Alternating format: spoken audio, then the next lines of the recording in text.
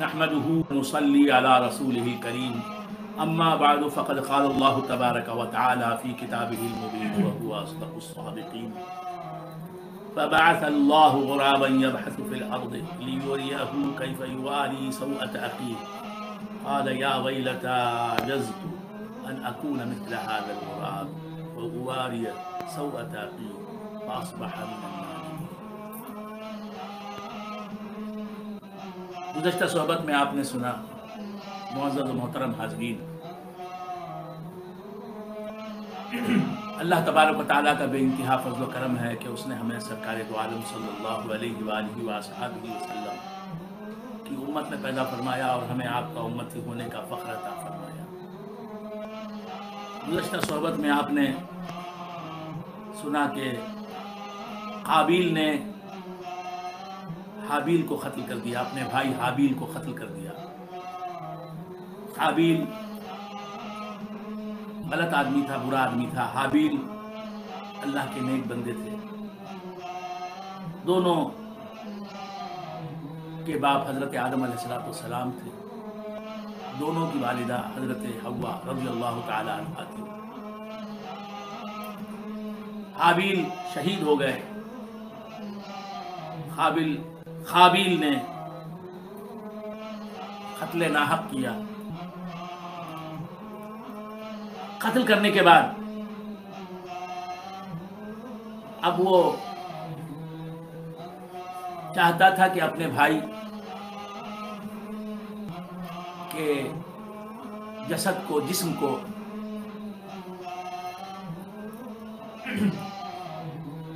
دفن کر دے یا کسی طرح سے چھپا دے، لیکن کوئی آئیڈیا اس کے ذہن میں نہیں تھا کہ کس طرح دفن کرے۔ یہ دنیا کا سب سے پہلا قتل تھا، دنیا میں سب سے پہلے قتل قابیل نے کیا، اور یہ قتل ناحق قتل تھا۔ تو قابیل پریشان ہوا۔ اللہ تبارک و تعالیٰ نے ایک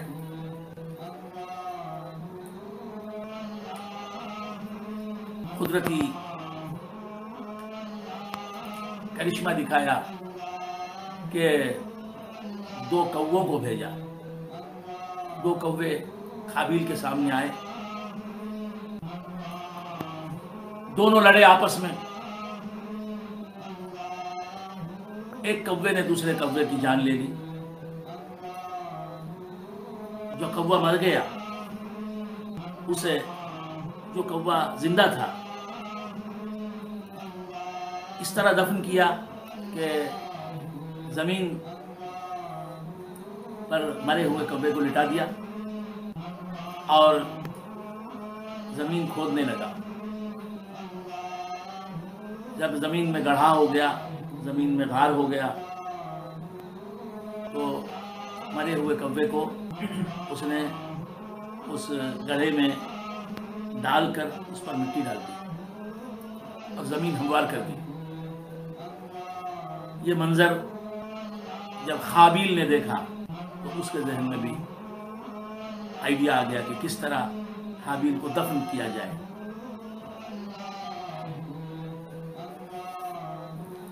اب جب اس نے بھی ایسا ہی کیا، قابیل نے، کہ زمین کھودی، اس میں گڑھا بنایا اور اس گڑھے میں حضرت حابیل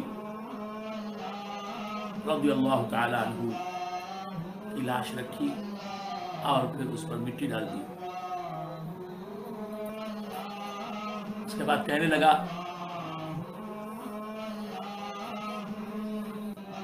قال یا ویلتا اعجزت ان اکون مثل هذا الغراب، کہ افسوس ہے مجھ پر کہ میں اس کوے کے جیسا بھی نہیں ہو سکا۔ اس کوے نے مجھے درس دیا ہے، کوے نے مجھے علم سکھایا ہے، کس طرح میں اپنے بھائی کو دفن کروں۔ یہ ترکیب میں نے کوے سے سیکھی۔ اعجزت ان اکون مثل هذا الغراب فاواری سوءة اخی، میں تو اس کوے کے کی تعلیم کے بغیر عاجز تھا کہ اپنے بھائی کی لاش کو چھپاؤں مٹی میں. فاصبح من النادمین، تو قابیل ندامت والوں میں ہو گیا. یہ ندامت جو تھی توبہ کی ندامت نہیں تھی، یہ ندامت، یہ پچھتاوا، یہ شرمندگی جو تھی قابیل کو اس کی تھی کہ اسے کوے کو جو ترکیب دفن کرنے کی آتی ہے نہیں آتی تھی. وہ طریقہ نہیں جانتا تھا کہ کس طرح اپنے بھائی حابیل کو دفن کرے، مٹی میں اسے چھپا دے. اللہ تبارک و تعالیٰ ارشاد فرماتا ہے من اجل ذلك كتبنا على بني اسرائيل انه من قتل نفسا بغير نفس او فساد في الارض فكأنما قتل الناس جميعا. اللہ تبارک و تعالیٰ فرماتا ہے کہ اس سبب سے ہم نے لکھ دیا بنی اسرائیل پر انه من قتل نفسا بغیر نفس، کہ جس نے کسی بے قصور کو قتل کیا،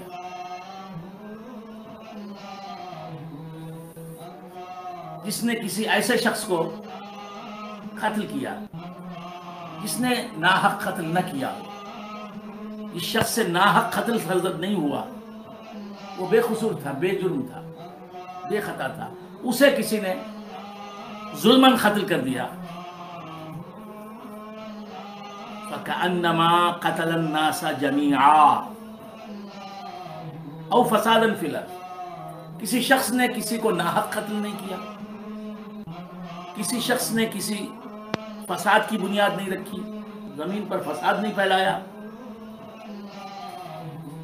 ایسے شخص کو کوئی قتل کر دے تو یہ قتل ناحق قتل ہوگا، ظلماً قتل ہوگا، ظالمانہ قتل ہوگا، ظالمانہ اقدام ہوگا. تو ایسا کرنے والا، کسی بے قصور کو ظالمانہ قتل کرنے والے شخص کی سزا کیا ہے؟ فکانما، وہ شخص خدا کی نظر میں ایسا ہو جاتا ہے گویا کہ اس نے تمام انسانیت کو قتل کیا. کسی بے قصور کو قتل کرنے والا شخص اللہ تعالیٰ کے علم میں، اللہ کی نظر میں تمام انسانیت کا قاتل ٹھہرتا ہے، تمام انسانیت کو ناحق قتل کرنے والا، ظلماً قتل کرنے والا ٹھہرتا ہے. ایک انسان کو جس نے ظلماً قتل کیا، اللہ فرماتا ہے کہ وہ میری نظر میں ویسا ہے جس نے، وہ میری نظر میں اس شخص کے جیسا ہے جس نے ظلماً تمام انسانوں کو قتل کیا، تمام لوگوں کو قتل کیا. اور فرماتا ہے اللہ تعالیٰ وَمَنْ أَحْيَاهَا فَكَأَنَّمَا أَحْيَا النَّاسَ جَمِيعًا، جس نے کسی جان کو جلایا، مرنے والے کو جلایا، ہلاک ہونے سے بچا لیا، اور کسی کی جان کو سلامت رہنے دیا، فَكَأَنَّمَا أَحْيَا النَّاسَ جَمِيعًا، کسی ایک انسان کی جان کو بچانے والا اللہ کی نظر میں ایسا ہے گویا کہ اس نے تمام انسانیت کی جان بچائی. تو معلوم یہ ہوا کہ سب سے پہلے جو برائی کی بنیاد رکھتا ہے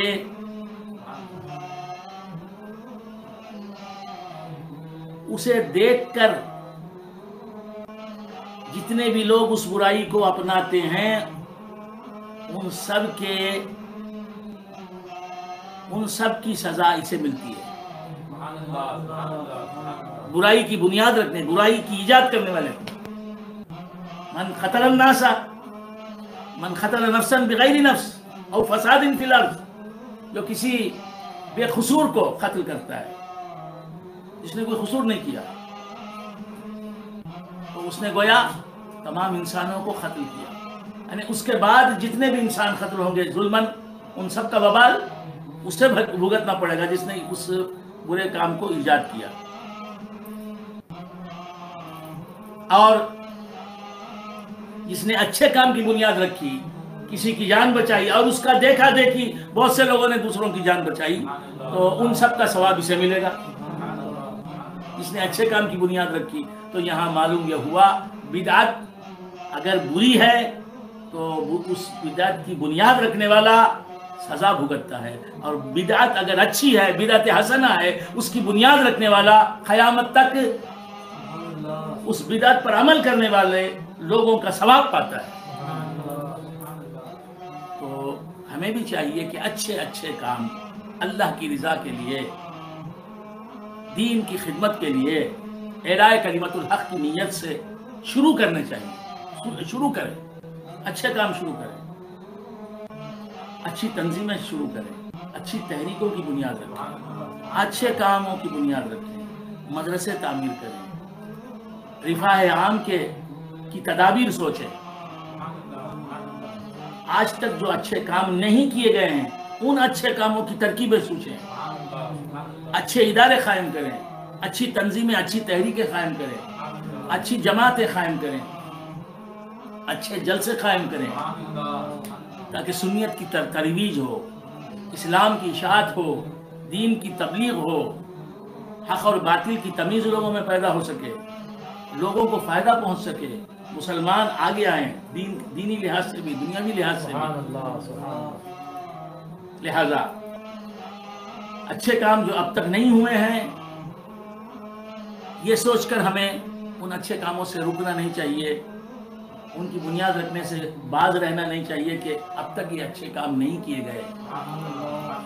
اچھے کاموں کی بنیادیں رکھنی چاہیے. جس طرح ہمارے پیر و مرشد، میرے استاد شریعت، میرے والد محترم، میرے پیر و مرشد حضرت سید شاہ محمد عمر عامر کلیمی، حسنی الحسینی، جعفری الجیلانی قدس اللہ سرہ العزیز نے اللہ کے ذکر کا آغاز کیا. 1967 سے شاید یہ ذکر چل رہا ہے. 24 گھنٹوں کا ذکر، 24 گھنٹوں کا ذکر انہوں نے شروع کیا. اللہ نے اس کام کو قبول فرمایا کہ آج کتنے سال گزر گئے، تقریباً 54 یا 55 سال سے یہ ہر 100 دن میں ایک بار اللہ کا ذکر ہمارے پاس ہوتا ہے. ملک و بیرون ملک کے لوگ جمع ہوتے ہیں، تمام لوگ جمع ہوتے ہیں، مریدین جمع ہوتے ہیں، معتقدین جمع ہوتے ہیں، دن بھر اللہ کا، دن اور رات میں اللہ کو یاد کرتے ہیں. تعلیمات کا اعادہ ہوتا ہے، تذکیر ہوتی ہے، تزکیہ ہوتا ہے، تنذیر اور ابشار ہوتا ہے، تبشیر ہوتی ہے، لوگوں کی اصلاح کی جاتی ہے، لوگوں کو بتایا جاتا ہے اسلام کیا ہے، شریعت کیا ہے، طریقت کیا ہے، حقیقت کیا ہے، معرفت کیا ہے، عشق رسول کیا ہے. یہ اللہ کے ذکر میں ہوتا ہے. نعتیں گنگنائی جاتی ہیں، قرآن کی تفسیر ہوتی ہے، حدیث کی تشریح ہوتی ہے. تو بندگان خدا، یہ ایک بدعت حسنہ تھی جس کی داغ بیل میرے پیر و مرشد نے رکھی، جسے ہم اللہ کا ذکر کہتے ہیں. 100 دن میں ایک دن آتا ہے اللہ کا ذکر. کئی بزرگان دین شامل ذکر ہوتے ہیں، حلقہ ذکر میں شامل ہوتے ہیں. بہت سے لوگوں کو ان کی زیارت کا موقع ملتا ہے. پھر لنگر بٹتا ہے، تقسیم ہوتا ہے، غوث اعظم کا صدقہ کھاتے ہیں لوگ. تو یہ بدعت حسنہ ہمارے شیخ نے اس کی بنیاد رکھی، ایجاد کی اس بدعت حسنہ کی. تو بدعت حسنہ کو جاری رکھنا چاہیے. اللہ تعالیٰ فرماتا ہے کہ قابیل نے سب سے پہلا ناحق قتل کیا، اب اس کو دیکھ کر جتنے بھی قیامت تک ناحق قتل ہوں گے ان کا وبال، ان قتلوں کا وبال کون بھگتے گا؟ قابیل بھگتے گا، کیونکہ اس نے بدعت سیئہ کی، بری بدعت کی ایجاد کی. اور قیامت تک جو لوگ اچھے کام کریں گے اس کا ثواب اچھے کاموں کی بنیاد رکھنے والوں کو. وَلَقَدْ جَاءَتْكُمْ رُسُلُنَا بِالْبَيِّنَاتِ. بندگان خدا، اللہ تبارک و تعالیٰ ارشاد فرماتا ہے یا ایھا الذین آمنوا، یا ایھا الذین آمنوا، قرآن میں کہیں بھی آپ یا ایھا الذین اترفوا کا خطاب نہیں پائیں گے۔ اے وہ لوگ جنہیں دولت ملی، جو مالدار کہلائے، جو جن کے پاس دولت ہے، ثروت ہے، ویلتھ ہے، دھن ہے، خوشحالی ہے، فارغ البالی ہے، کہیں یہ نہیں کہا کہ اے مالدارو، اللہ نے پکارا نہیں، اے بادشاہ ہو، اللہ نے پکارا نہیں، اے منسٹر ہو، اللہ نے پکارا نہیں۔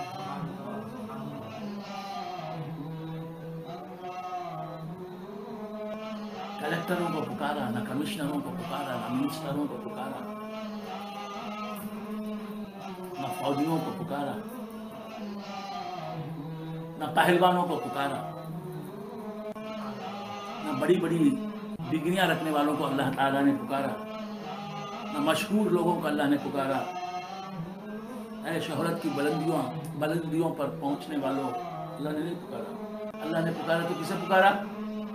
یا ایھا الذین آمنوا، اے ایمان والو۔ قرآن میں جا بجائے خطاب آپ کو ملے گا، یا ایھا الذین آمنوا، یا ایھا الذین آمنوا، یا ایھا الذین آمنوا، اے ایمان والو، اے ایمان والو۔ تو اللہ تبارک و تعالیٰ بندے کے حسن و جمال کو، اللہ تبارک و تعالیٰ بندے کے رنگ و روپ کو نہیں دیکھتا، اللہ تبارک و تعالیٰ بندے کے مال کو نہیں دیکھتا۔ کیسے لوگ وہ ہیں، کیسے لوگ ہیں وہ جو مالداروں کی جی حضوری میں لگے ہوئے، مالداروں کی چاپلوسی میں لگے ہوئے۔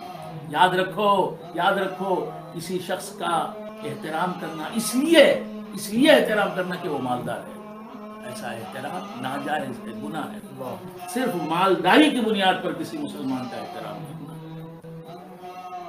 صرف مالداری کی وجہ سے کسی کو عزت دینا، کسی کی تعظیم و تکریم کرنا، کسی کو ریسپیکٹ دینا، صرف اس لیے کہ وہ مالدار ہے، یہ گناہ ہے، اللہ تعالیٰ کو ناپسندیدہ چیز ہے۔ آج کتنے پیر ایسے ہیں جو مالدار مریدوں کی جی حضوری میں لگے ہوئے ہیں، مالدار مریدوں کے اشاروں پر ناچ رہے ہیں۔ مالدار مرید جب آتا ہے تو اس کی تعظیم کرتے ہیں، اس کی مالداری کی وجہ سے۔ وہ گناہگار ہے، بے نمازی ہے، داڑھی منڈا ہے، کرپٹ ہے، رشوت ستا ہے، رشوت کھاتا ہے، ظلم کرتا ہے لوگوں، بہت سے لوگوں کی حقوق اس نے تلف کی، اللہ تعالیٰ کا نافرمان ہے، اس کے باوجود اس مرید کی یہ جی حضوری کرتے ہیں، چاپلوسی کرتے ہیں۔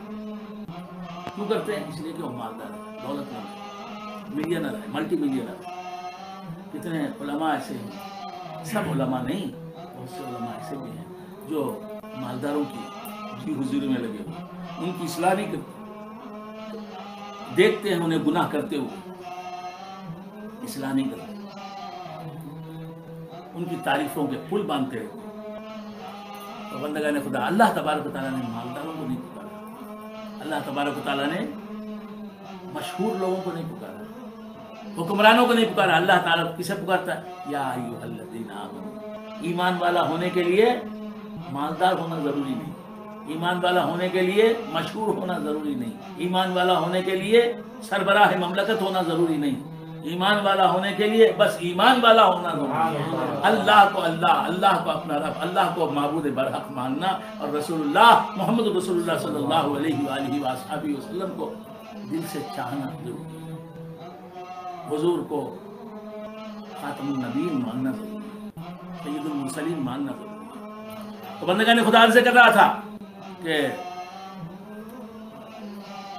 اللہ تعالیٰ فرماتا ہے یا ایھا الذین آمنوا، اے وہ لوگ جو ایمان لائے۔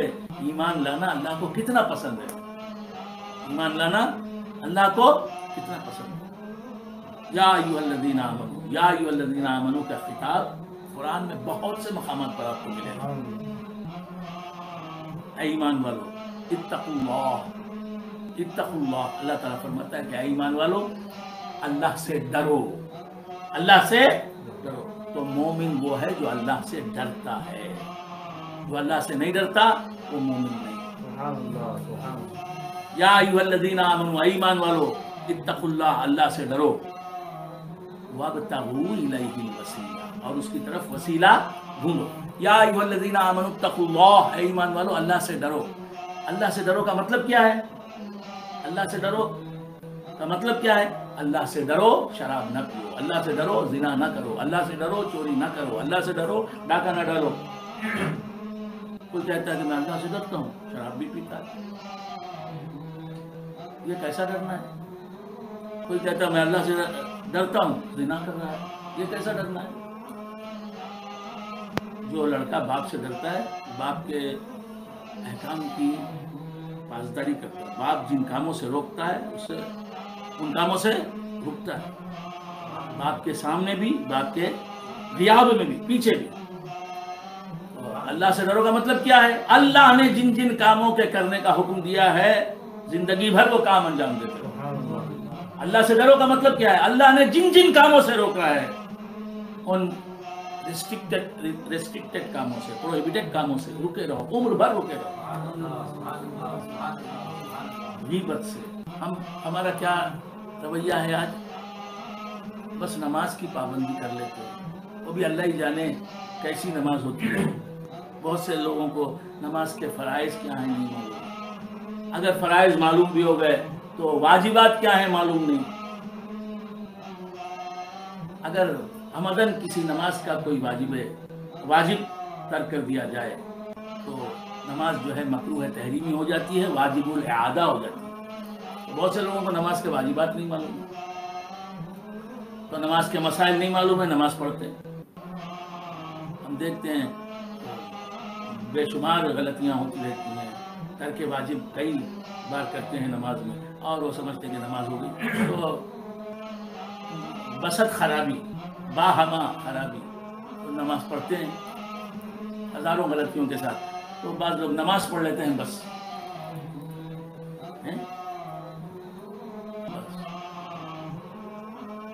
رمضان آیا تو روزہ بھی رکھ لیتے ہیں، نماز اور روزہ، بہت سے مسائل روزے کے نہیں جانتے، روزہ ٹوٹ جاتا ہے وہ سمجھتے ہیں کہ روزہ ہمارا برقرار ہے، بحال ہے، تو نماز پڑھ لینا، روزہ رکھ لینا، بس اتنا، اور رمضان آیا تو کم سے کم ایک قرآن ختم کر لینا، اور بھی زیادہ نیکی کی تو تراویح بھی پڑھ لی، جب تک نماز پڑھ لی، رمضان کے روزے رکھ لیے، اور تراویح پڑھ لی، اور قرآن بھی پڑھ لیا، اگرچہ کہ غلط پڑھتے ہیں قرآن، مخارج کی ادائیگی کے بغیر پڑھتے ہیں قرآن، بس سمجھ گئے کہ ہم نے دین پر عمل کر لیا، دین پر عمل ہو گیا۔ نہیں، اللہ تبارک و تعالیٰ نے جن جن کاموں سے روکا ہے ان کاموں سے رکنا ضروری ہے جنت میں جانے کے لیے۔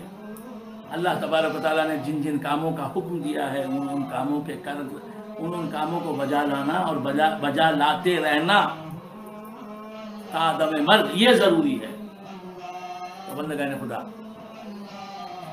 اتقوا اللہ میں سب بات آ گئی کہ اللہ تبارک و تعالیٰ نے جن کاموں سے روکا رکو، اور جن کاموں کے کرنے کا حکم دیا کرو، کرتے رہو۔ الذین آمنوا اتقوا اللہ، اے ایمان والو اتقوا اللہ، اللہ سے ڈرو، تقوی والی زندگی اختیار کرو، پرہیزگار بن جاؤ، نیک بن جاؤ۔ تم جسے نیک سمجھتے ہو اپنی جہالت کی بنیاد پر، وہ نیک نہیں، نیک وہ ہے جسے اللہ کا رسول نیک سمجھتا ہے، متقی وہ ہے جسے دین اسلام متقی بتاتا ہے، متقی حقیقت میں وہ ہے جسے رسول اللہ محمد رسول اللہ صلی اللہ علیہ وآلہ وآلہ وسلم متقی بتاتا ہے۔ کتنے لوگ ہیں جھوٹ بول کر تجارت کرتے ہیں اور سمجھتے ہیں کہ ہم تو نیک ہیں، رمضان کے روزے پورے رکھ لیے ہم نے، تراویح بھی پڑھ لی ہم نے، اور جو ہے تراویح میں پورا قرآن بھی سن لیا ہم نے، چہرے پر ہماری داڑھی بھی ہے، اگرچہ کہ حد شرعی کی نہیں ہے، دور سے نظر آتی ہے، ہم نے داڑھی بھی رکھ لی، نماز کے بھی ہم پابند ہیں، جیسا بھی بن پڑے وضو کر لیتے ہیں، نماز میں جماعت کے ساتھ نماز پڑھ لیتے ہیں۔ کاروبار میں دھوکہ کون نہیں دیتا؟ کیا سوچتے ہیں تجارت میں کون دھوکہ نہیں دیتا؟ تو دھوکہ دے کے جھوٹ بول کر تجارت کرتے ہیں، گھٹیا مال کو بڑھیا مال بتاتے ہیں، جو دیسی مال ہوتا ہے کہتے ہیں کہ فارن کا مال ہے، تو جھوٹ بول کے تجارت کرتے ہیں، رشوت لیتے ہیں، امانت میں خیانت کرتے ہیں، دوسروں کی جائیداد بھاب لیتے ہیں، دوسروں کا حق چھین لیتے ہیں، حق دبا لیتے ہیں، ظلم کرتے ہیں، لوگوں کا دل دکھاتے ہیں، بزرگوں کی شان میں گستاخیاں کرتے ہیں، اولیاء کی شان میں گستاخیاں کرتے ہیں، علماء کو حقیر جانتے ہیں، مالداروں کو خوش قسمت انسان سمجھتے ہیں، عالم کو جو غریب ہے اسے حقیر سمجھتے ہیں، ذلیل سمجھتے ہیں، اس کا مذاق اڑاتے ہیں، استغفر اللہ استغفر اللہ، اور سمجھتے ہیں کہ میں تو بڑا نیک آدمی، میں تو بہت اچھا آدمی۔ الذین آمنوا اتقوا اللہ، اے ایمان والو اللہ سے ڈرو، وابتغوا الیہ الوسیلہ، اور اس کی طرف پہنچنے کے لیے، اس کے قریب ہونے کے لیے وسیلہ ڈھونڈو۔ گھر بیٹھے وسیلہ نہیں ملے گا، وسیلہ حاصل کرنا ہے تو کچھ محنت کرنی پڑے گی، وسیلہ ڈھونڈنا پڑے گا۔ آج ہم وسیلہ بناتے ہیں، کسے بناتے ہیں؟ گڑمنڈے کو وسیلہ بناتے ہیں، بے نمازی کو وسیلہ بناتے ہیں، جھوٹے کو وسیلہ بناتے ہیں، دنیا دار کو وسیلہ بناتے ہیں، عیار و مکار کو وسیلہ بناتے ہیں۔ پیر بنایا کسے بنایا؟ جس کے چہرے پر داڑھی نہیں۔ پیر بنایا کسے بنایا؟ جو جاہل ہے، قرآن کے ترجمے سے واقف نہیں۔ پیر بنایا تو کسے بنایا؟ جو نہ علم کلام جانتا ہے نہ علم فقہ جانتا ہے۔ وسیلہ بنایا، پیر بنایا تو کسے بنایا ہم نے؟ اپنا جو دنیا دار ہے، جو عیار ہے، مکار ہے، موقع پرست ہے۔ تو بندگان خدا،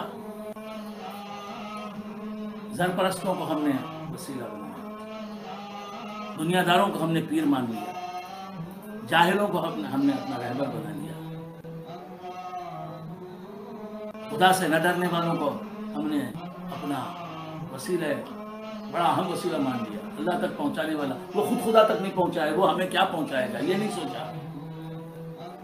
یا ایھا الذین آمنوا اتقوا اللہ، اللہ تعالیٰ فرماتا ہے کہ اے ایمان والو، تقویٰ کی ضرورت ہے۔ صرف ایمان حاصل کر لینا اور سمجھنا کہ ہم سیدھے جنت میں چلے جائیں گے، یہ غلط نظریہ ہے، یہ قرآنی نظریہ نہیں۔ ایمان لانے والو تقویٰ اختیار کرو۔ اگر تقویٰ اختیار نہیں کرو گے تو یہ ایمان کی دولت بھی ممکن ہے کہ تم سے چھن جائے اور تمہارا خاتمہ بالسوء ہو جائے۔ گناہوں پر گناہ کرنے والے گناہ پر گناہ کرتے چلے جاتے ہیں عمر بھر۔ ایمان ہے، سمجھتے ہیں کہ میں مومن ہوں، میرا خاتمہ بالخیر ہوگا، عمل صالح کی طرف توجہ نہیں کرتے، گناہوں سے بچتے نہیں، نیکیوں کو اختیار نہیں کرتے۔ ایسے لوگوں کو سوچنا چاہیے کہ ایمان کے بعد اگر اعمال صالحہ بندہ اختیار نہیں کرے گا تو عین ممکن ہے کہ اللہ تبارک و تعالیٰ اس کے ایمان کو ہی اس سے چھین لے، عین ممکن ہے۔ لہذا ڈرنا چاہیے، ڈرنا چاہیے۔ وہی تمہارا ہمدرد ہے جو تمہیں تمہارے عیوب سے آگاہ کرے، تمہارے گناہوں سے آگاہ کرے۔ تم اس کے سامنے گناہ کرو تو وہ ٹوکے، دیکھو یہ گناہ ہے، مت کرو۔ وہی تمہارا دوست ہے، اسی کی دوستی میں رہو، اسی کے ساتھ رہو جو تمہیں نماز کا حکم نہیں دیتا، جو تمہیں روزے کا حکم نہیں دیتا، جو تمہیں حج کا حکم نہیں دیتا، جو تمہیں زکوٰۃ کی ترغیب نہیں دیتا، جو تمہیں اللہ کی فرما برداری کا حکم نہیں دیتا، جو تمہیں سنتوں پر عمل کرنے کا شوق نہیں دیتا، جو تمہیں اللہ سے ڈرنے والوں میں شامل ہونے کا حکم نہیں دیتا، جو شریعت کی پابندی کی دعوت نہیں دیتا، اس کی صحبت اختیار مت کرو۔ اسی ڈاکٹر کو تم اپناتے ہو، اپنا ڈاکٹر مانتے ہو، اپنا ڈاکٹر بناتے ہو، جو کہتا ہے جب دیکھو تمہیں یہ ملیریا اٹیک ہو گیا، تمہیں بخار جو ہے یہ ٹائیفائڈ ہے، دیکھو تم ٹائیفائڈ میں جس غذا سے پرہیز کرنا چاہیے وہ غذا کھا رہے ہو، جو تمہارے مرض کی نشاندہی کرے تم اسے ڈاکٹر مانتے ہو، اس کی عزت کرتے ہو، اس سے محبت کرتے ہو، اسے فیس دیتے ہو، زیادہ دیتے ہو. اس نے تم کو بیمار بتایا، پرہیز کرنے کو کہا کہ یہ چیز نہیں کھانا، دہی کھاتے ہو تم مت کھاؤ، فلاں چیز کھاتے ہو مت کھاؤ، چنے کے بڑے کھاتے ہو مت کھاؤ، ماش کے بڑے کھاتے ہو مزے مزے سے مت کھاؤ، بریانی کی طرف ہاتھ تمہارے بہت جلدی بڑھتے ہیں، آج مت کھاؤ بریانی، کھاؤ گے تو ٹائیفائڈ ہے بڑھ جائے گا، تمہاری ہاتھوں میں جو ہے پنسیاں نکل آئی ہیں، ٹائیفائڈ ہے تمہیں. تو کیا عرض کرا تھا؟ جو تم کو پرہیز بتاتا ہے اس ڈاکٹر کو تم اپنا ڈاکٹر بولتے ہو. اور جو ڈاکٹر یہ کہتا ہے کوئی ٹائیفائڈ ہے تمہیں، وہ کہتا ہے ٹائیفائڈ نہیں ہے. تم کو ملیریا ہے، کہتا ہے تم کو فیور ہی نہیں ہے. آپ کیا کہیں گے؟ ارے وہ بڑا نالائق آدمی ہے، وہ ڈاکٹر ہے کیا؟ مجھے تو بخار ہے، میں محسوس کر رہا ہوں، ٹیمپریچر زیادہ ہے، وہ کہہ رہا ہے کہ مجھے بخار ہی نہیں. تو یاد رکھو وہ تمہارا رہبر نہیں جو آخرت کی فکر تم میں نہ پیدا کرے، خدا کا خوف تم میں نہ پیدا کرے. اللہ سے ڈرتا کون ہے؟ اللہ تبارک و تعالیٰ ارشاد فرماتا ہے جو جاہل ہوگا وہ اللہ سے نہیں ڈرے گا، جو علم دین سے ناواقف ہوگا، نابلد ہوگا، وہ اللہ سے نہیں ڈرے گا، جو علم دین سے آراستہ ہوگا وہی اللہ سے ڈرے گا. عالم جو ہے حقیقت میں وہی ہے جو اللہ سے ڈرتا ہے اور اللہ سے ڈراتا ہے. جو اللہ سے ڈرے گا وہی تو اللہ سے ڈرائے گا. جو عالم اللہ فرماتا ہے کہ انما یخشی اللہ من عبادہ العلماء، انما یخشی اللہ من عبادہ العلماء. یقیناً اللہ کے بندوں میں اللہ سے اس کے عالم بندے ہی ڈرتے ہیں. کتنے علماء ایسے ہیں قوم کو برائی سے روکتے نہیں، قوم کو نیکی کی دعوت دیتے نہیں، قوم کو آخرت کی فکر کی طرف مائل نہیں کرتے. تو پہلے ایمان کے بغیر عمل صالح نہیں. تو پہلے ایمان ہے، اس کے بعد عمل صالح ہے، تقوی ہے. اللہ تبارک و تعالیٰ نے جہاں ایمان کا ذکر کیا اکثر و بیشتر مقامات پر قرآن میں، جہاں ایمان کا ذکر کیا وہاں تقوی کا بھی ذکر کیا، عمل صالح کا بھی ذکر کیا. عمل صالح کیا ہے؟ تقوی. اللہ تبارک و تعالیٰ جہاں فرماتا ہے الذین آمنوا وعملوا الصالحات، ان الذین آمنوا وعملوا الصالحات الذین آمنوا وعملوا الصالحات طوبی لهم وحسن مآب. الا ان اولیاء اللہ لا خوف علیہم ولا هم يحزنون الذین آمنوا وعملوا الصالحات. اللہ کے ولی کون ہیں؟ جو ایمان لائے اور ایمان لے کے ایمان لا کر خاموش نہیں ہو گئے، چپ نہیں بیٹھے، وعملوا الصالحات نے ایک عمل بھی کیا. غوث اعظم کی یہی زندگی ہے. غوث اعظم ایمان کے ساتھ ساتھ اعمال صالحہ اتنا عمل کیا. میرے غوث نے ایسا ایمان لائے، غوث کے سر سے لے کر پاؤں تک وہ ایمان بن گئے، سر سے لے کر پاؤں تک وہ تقوی بن گئے. الذین آمنوا یا ایھا الذین آمنوا اتقوا اللہ، اے ایمان والو اللہ سے ڈرو. اللہ سے ڈرنے سے کیا ہوتا ہے؟ اللہ سے تم قریب ہوتے ہو. اللہ سے ڈرنا اور ہے، موذی جانور سے ڈرنا اور ہے. شیر سے ڈرنے والا شیر سے دور بھاگتا ہے، شیر اس سے دور، وہ شیر سے دور ہوتا ہے. لیکن اللہ سے ڈرنے والا اللہ سے قریب ہوتا ہے، اللہ اس سے قریب ہوتا ہے. منیبین الیہ فاتقوا، اللہ فرماتا ہے کہ اللہ سے قریب ہوتے ہوئے اللہ سے ڈرو. اللہ سے ڈرنے والوں تم اللہ سے قریب ہوتے جاؤ گے، اللہ سے ڈرتے جاؤ گے. جتنا زیادہ ڈرو گے اتنا زیادہ قریب ہوتے جاؤ گے، اور مسلسل ڈرتے جاؤ، مسلسل اللہ سے قریب ہوتے جاؤ. اللہ سے قریب ہوتے ہوئے اللہ سے ڈرو. یا ایھا الذین آمنوا اتقوا اللہ، اے ایمان والو اللہ سے ڈرو. وابتغوا الیہ الوسیلہ، اللہ سے ڈرتے ہوئے اللہ تک پہنچانے والے وسیلے کو تلاش کرو. اللہ تک پہنچانے والے وسیلے کو تلاش کرو. ایمان اور عمل صالح، ایمان اور تقوی یہ خود اللہ تک پہنچانے کا وسیلہ ہے، اور اس کے ساتھ ساتھ اللہ کے نیک بندوں کا وسیلہ بھی اختیار کرنا جائز ہے، مستحب ہے. تو ایمان والو اللہ سے ڈرو اور اللہ سے قریب کرنے والوں کا دامن تھام لو. مرید بن جاؤ کسی نہ کسی پیر کامل کے. قادری بن جاؤ یا چشتی بن جاؤ یا نقشبندی بن جاؤ یا سہروردی بن جاؤ. قادری بن جاؤ گے تو تمہارا رشتہ غوث اعظم سے ہو جائے گا. چشتی بن جاؤ گے تو خواجہ اجمیری کے سلسلے میں تم شامل ہو جاؤ گے. تم پر خواجہ کی نظر رہے گی ہمیشہ. چشتی بن جاؤ گے تو خواجہ کی نظر کرم تمہارے ساتھ ہوگی. قادری بن جاؤ گے تو غوث اعظم تمہیں پیار سے دیکھنے لگیں گے. وابتغوا الیہ الوسیلہ، اور اس تک پہنچانے والا وسیلہ تلاش کرو. تو ایک گلی میں 170 وسیلے پھر رہے ہیں. ایک گلی میں 360 نکمے پیر پھر رہے ہیں. ان کو تلاش کرنے کی ضرورت نہیں. پیر وہ ہوتا ہے جسے تلاش کرنا پڑتا ہے. وہ ظاہری ٹپ ٹاپ نہیں رکھتا، اس کا باطن جو ہے سورج کی طرح چمک رہا ہوتا ہے. وہ اللہ کی فرما برداری میں ہمیشہ لگا ہوا رہتا ہے. وہ کبھی اپنے حبیب کی خلاف ورزی نہیں کرتا. وہ کبھی مصطفیٰ کو ناراض نہیں کرتا. وہ سنتوں کا پیکر عملی نمونہ بن جاتا ہے. سنتوں کا پیکر بن جاتا ہے. وہ دین اسلام کی انسانی شکل بن جاتا ہے. تو وسیلے کو ڈھونڈنا پڑتا ہے. وسیلے کو ڈھونڈنا پڑتا ہے، اور وہ بھی اسلام کی روشنی میں ڈھونڈنا پڑتا ہے، ایمان کے اجالے میں ڈھونڈنا پڑتا ہے، قرآنی تعلیمات کے حوالے سے ڈھونڈنا پڑتا ہے. آج کل تو جو ہے حشرات الارض کی طرح، کیڑے مکوڑوں کی طرح پیر پھر رہے ہیں کوچا بکوچا.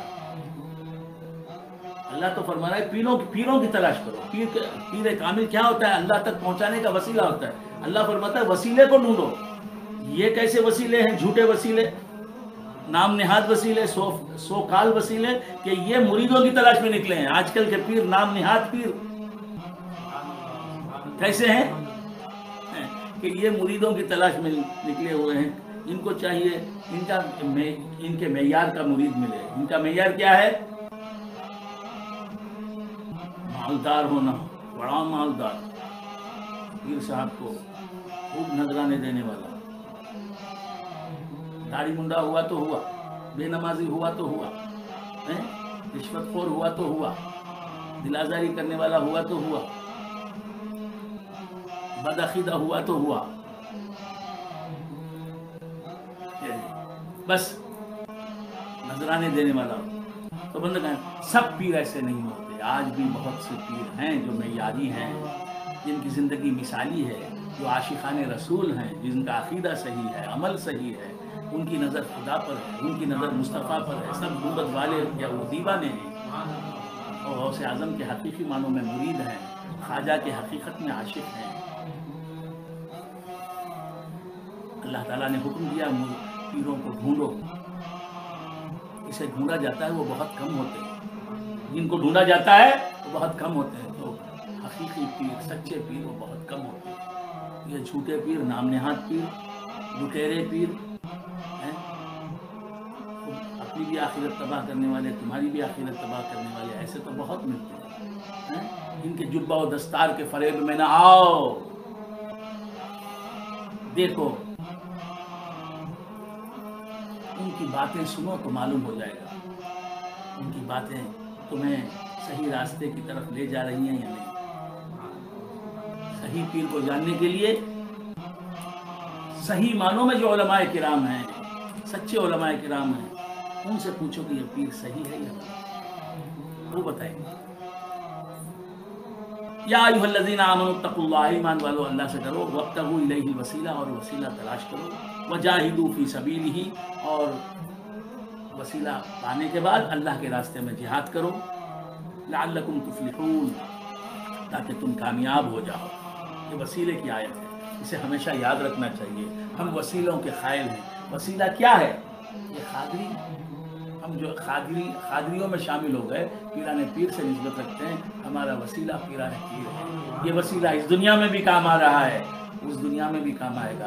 ہم کھا رہے ہیں غوث اعظم کے در کا صدقہ کھا رہے ہیں, خواجہ اجمیری کے در کا صدقہ کھا رہے ہیں. لاک ڈاؤن کا زمانہ ہے, ہمارا لنگر چل رہا ہے. لاک ڈاؤن کا زمانہ ہے, ہمارا دسترخوان آباد ہے. لاک ڈاؤن کا زمانہ ہے. اللہ تبارک و تعالیٰ نے ہمیں صحت دے رکھی ہے, عافیت دے رکھی ہے, عزت دے رکھی ہے, نماز کی توفیق دے رکھی ہے. اللہ نے اپنی یاد کا خزانہ ہمیں دے رکھا ہے, عرفان دے رکھا ہے, ایمان دے رکھا ہے. الحمدللہ. تو بندگان خدا, یہ سب غوث اعظم کے وسیلے کی برکتیں ہیں. اس وسیلے سے ہمیں تقویٰ بھی ملا ہے, ایمان بھی ملا ہے, اللہ کی معرفت بھی ملی ہے, اللہ کے اولیاء کی محبت بھی ملی ہے, سنیت پر استقامت بھی عطا ہوئی ہے اللہ تبارک و تعالیٰ کی بارگاہ سے. عرض کر رہا تھا اللہ تبارک و تعالیٰ ہمیں سمجھنے کی توفیق مرحمت فرمائے, صحیح رہبر کو تلاش کرنے کی سعادت عطا فرمائے. اللہ تبارک و تعالیٰ ارشاد فرماتا ہے, قل اتعبدون من دون اللہ ما لا یملک لکم ضرا ولا نفعا اللہ هو السمیع العلیم. اللہ تبارک و تعالیٰ فرماتا ہے کہ اے مصطفیٰ تم فرماؤ, اے بت پرستو, اے مشرکو, کیا تم اللہ کو چھوڑ کر ان بتوں کو پوج رہے ہو ما لا یملک لکم ضرا ولا نفعا, جو تمہیں نفع پہنچا سکتے ہیں نہ ضرر پہنچا سکتے ہیں, جو تمہارے نفع کے مالک ہیں نہ ضرر کے مالک ہیں. واللہ هو السمیع العلیم, اور اللہ سننے والا اور جاننے والا ہے. یہ بت تمہاری بات سن نہیں سکتے, تم ان سے کچھ مانگو تو سن ہی نہیں سکتے تمہارا مانگنا. وہ تمہیں کیا دے سکیں گے, وہ تمہاری حالت کو جان نہیں سکتے.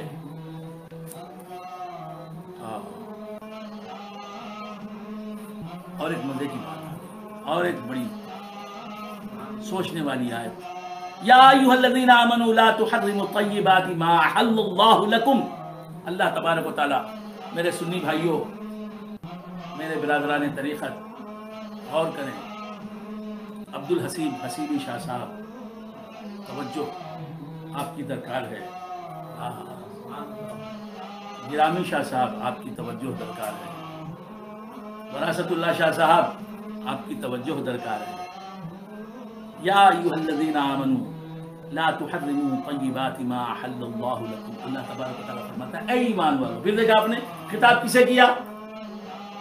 ایمان والوں کو خطاب کیا, دولت مندوں کو نہیں. اللہ کے پاس دولت مندی کا کوئی مقام ہی نہیں ہے. اگر دولت مندی کا کوئی مقام ہوتا تو اصحاب صفہ غریب صحابہ نہیں ہوتے. یا ایھا الذین آمنوا, اے ایمان والو, لا تحرموا طیبات ما احل اللہ لکم. اے ایمان والو, ان پاک چیزوں کو اپنے اوپر حرام نہ کر لو جنہیں اللہ نے تمہارے لیے حلال کیا ہے. کیا فرماتا ہے اللہ تعالیٰ؟ یا ایھا الذین آمنوا, اے ایمان والو. خطاب ایمان والوں سے ہے, کافروں سے نہیں. خطاب بدعقیدہ لوگوں سے نہیں, صحیح العقیدہ لوگوں سے خطاب ہے. یا ایھا الذین آمنوا, اے ایمان والو, لا تحرموا طیبات ما احل اللہ لکم. ان پاک چیزوں کو اپنے اوپر حرام نہ کرو جن کو اللہ نے حلال کیا ہے. لیکن آج کتنے لوگ ہیں دوستو جو حلال چیزوں کو حرام قرار دیتے ہیں, ان کا کھانا حرام قرار دیتے ہیں, شرک کہتے ہیں اس کے کھانے کو. 11ویں شریف کا کھانا حرام ہے, حرام ہے. کیوں بھائی؟ اس میں خنزیر کا گوشت ہے کیا معاذ اللہ؟ اس میں شراب ڈالی گئی ہے کیا 11ویں شریف کے کھانے میں معاذ اللہ؟ کیا اس میں جو چاول ہے وہ چوری کے چاول ہیں کیا؟ حلال آمدنی سے خریدے گئے ہیں اس کے چاول, اور ان چاولوں سے بریانی بنی ہے. اس میں گوشت جو ڈالا گیا ہے وہ بھی خنزیر کا گوشت نہیں معاذ اللہ, حرام جانور کا, غیر معقول اللحم جانور کا گوشت نہیں ہے, حلال جانور کا گوشت ہے. بکرے کا ہے یا گائے کا ہے یا مرغی کا ہے, اور وہ گوشت بھی حلال پیسوں سے خریدا گیا ہے. تو اس بریانی کا کھانا جس پر غوث اعظم کے نیاز کی مہر لگ گئی ہے، حرام کیسے ہو گیا؟ یہ 11ویں حرام کہنے والے، 11ویں کا کھانا حرام کہنے والے، 12ویں کا کھانا حرام بتانے والے، 12ویں شریف کی دعوت کو حرام بتانے والے، 12ویں شریف میں جو لنگر بٹتا ہے اس کا کھانا حرام بتانے والے، اس لنگر کو نجس بتانے والے، یہ ذرا سن لیں یہ آیت۔ اللہ تعالیٰ فرماتا ہے یا ایھا الذین آمنوا، اے ایمان والو، لما تحرموا، لا تحرموا طیبات ما احل اللہ لکم، ان پاک چیزوں کو حرام نہ قرار دو، حرام نہ سمجھو، حرام نہ کہو جنہیں اللہ نے تمہارے لیے حلال کیا ہے۔ اے ایمان والو تم، اے سنیو، اے ایمان والو تم حرام قرار نہ دو، اللہ نے تمہارے کھانے کے لیے بنایا ہے 11ویں کا کھانا، تم استعمال کرو، اس لیے 11ویں کا کھانا بنایا ہے، 12ویں کا کھانا پیدا کیا ہے اللہ تعالیٰ نے، 22ویں کا کھانا تمہارے لیے رکھا ہے، بدعقیدہ نہیں کھاتا تو نہ کھائے، اللہ نے ہمارے لیے پیدا کیا ہے۔ اللہ فرماتا ہے ایمان والوں سے، اہل سنت و جماعت سے کہ اے ایمان والو، ان پاک چیزوں کو اپنے اوپر حرام نہ قرار دو، لوگوں سے انہیں حرام نہ کہو جو پاک چیزیں اللہ نے تمہارے لیے پیدا کی ہیں۔ ولا تعتدوا، یہ طیبات ما احل اللہ لکم میں 11ویں شریف کا کھانا آ گیا، 12ویں شریف کا کھانا آ گیا، 22ویں کا کھانا آ گیا، سہمنی کا کھانا آ گیا۔ ہاں یا ایھا الذین آمنوا لا تحرموا طیبات ما احل اللہ لکم ولا تعتدوا، حد سے نہ گزرو، حلال چیز کو حرام قرار دینا، 11ویں شریف کو حرام بتانا، بدعت بتانا، بلکہ شرک بتانا۔ شرک کہاں سے آ گیا؟ شراب پینا شرک نہیں، عجیب منطق ہے صاحب، عجیب منطق ہے، شراب پینے کو شرک نہیں کہتے یہ لوگ، 11ویں شریف کا کھانا کھانے کو شرک بتاتے ہیں۔ خنزیر کا گوشت کوئی کھا رہا ہے تو اس کھانے والے کو مشرک نہیں بتاتے، شرک کا مرتکب نہیں بتاتے۔ 12ویں شریف کا کوئی لنگر کھا رہا ہے تو کہتے ہیں کہ مشرک ہے یہ۔ اللہ تبارک و تعالیٰ انہیں صحیح سمجھ عطا فرمائے۔ ان اللہ لا يحب المعتدین، اللہ تبارک و تعالیٰ حد سے گزرنے والوں کو پسند نہیں کرتا۔ حلال چیز استعمال کرنے کو یہ کیا کہتے ہیں؟ شرک بتاتے ہیں۔ استغفر اللہ، نیکی کو یہ شرک جیسا گناہ بتاتے ہیں۔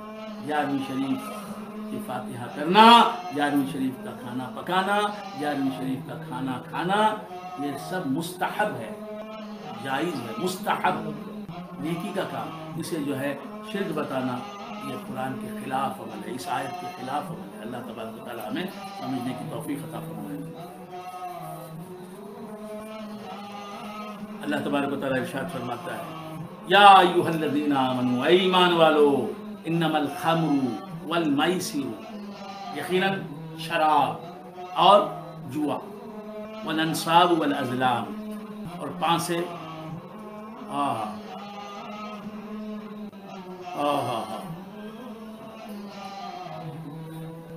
یہ سب جو ہیں ناپاک چیزیں، رجس من عمل الشیطان، اور یہ شیطانی کام ہے۔ فاجتنبوہ لعلکم تفلحون، ان سے بچو، ان کاموں سے، تاکہ تم کامیاب ہو جاؤ۔ تو شراب پینا اس آیت سے معلوم ہوا کہ حرام ہے، اور شراب کی حرمت ضروریات دین سے ہے۔ شراب کو حرام سمجھنا ضروریات دین سے ہے۔ جو شراب کو حرام نہیں قرار دیتا، خمر کو حرام نہیں قرار دیتا، جس شراب کو قرآن نے حرام بتایا، وہ کیا ہے؟ دائرہ اسلام سے خارج ہو جاتا ہے۔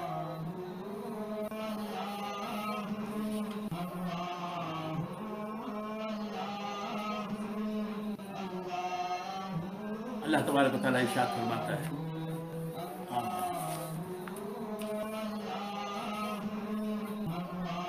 حضرت عیسیٰ علیہ السلام کا قصہ آ گیا۔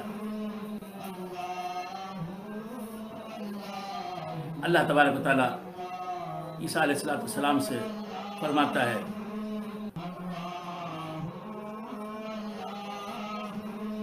اذ قال الحواریون یا عیسی ابن مریم، عیسیٰ علیہ السلام نے آپ کو میں نے کل عرض کیا تھا کہ 3 سال کار تبلیغ انجام دیا عیسیٰ علیہ السلام. جب آپ کی عمر شریف 30 سال کی ہوئی تو آپ نے کار تبلیغ شروع کیا. 3 سال تک کار تبلیغ انجام دیتے رہے اور آپ کو ماننے والے کتنے بنے؟ 12. کتنے آپ کو ماننے والے بنے؟ آپ کے دین کو قبول کرنے والے بنے، آپ سے محبت کرنے والے، آپ سے خلوص سے دل سے پیار کرنے والے کتنے بنے؟ 12. ان 12 کو کیا کہتے ہیں؟ حواریین. حواریین. حواری، یہ حواری جو تھے عیسیٰ علیہ السلام کے، حضور کے بھی حواری ہیں. ان کا ذکر سناؤں گا. میرے حضور کے حواری کون؟ اب عیسیٰ علیہ السلام کا حواری کے حواریوں کے تعلق سے سنو. یاد رکھو کہ عیسیٰ علیہ السلام کے 12 حواری تھے. یہ دل و جان سے عیسیٰ علیہ السلام کو چاہتے تھے. یہ سب غریب لوگ تھے. ان میں کچھ رنگریز تھے. رنگریز سمجھتے ہیں آپ؟ رنگریز، کپڑے رنگنے والے. اور کچھ دھوبی تھے. دھوبی سمجھتے ہیں آپ؟ ونار. ونار ونار بولتے ہیں. دھوبی، ونار. دھوبی کو تمل میں کیا کہتے ہیں؟ ونار. ہاں. تو ان میں کچھ دھوبی تھے، ان میں کچھ رنگریز تھے، اور ان میں کچھ مچھیرے تھے. مچھیرے فشر میں. فشر میں 12 میں 3 پیشے رکھنے والے، رنگریز، دھوبی، مچھیرے. یہ حواری تھے. عیسیٰ علیہ السلام سے ٹوٹ کر پیار کرتے تھے. اللہ کے نبی عیسیٰ علیہ السلام سے بہت پیار کرتے تھے. اب یہ حواری، اللہ فرماتا ہے یہ عیسیٰ کو چاہنے لگے، عیسیٰ کے دین کو اختیار کیا انہوں نے. کیوں؟ وَإِذْ أَوْحَيْتُ إِلَى الْحَوَارِيِّينَ. اللہ فرماتا ہے کہ میں نے وحی کی حواریوں کی طرف، یعنی میں نے حواریوں کے دل میں محبت ڈال دی. عیسیٰ کی لائی ہوئی شریعت کو اپنانے کا شوق ان کے دلوں میں ڈال دیا. عیسیٰ کو چاہنے کی بات ان کے دلوں میں ڈال دی. عیسیٰ کے نقش قدم پر چلنے علیہ السلام، عیسیٰ علیہ السلام کے نقش قدم پر چلنے کی بات ان کے دل میں ڈال دی. ان آمنوا بی و برسولی.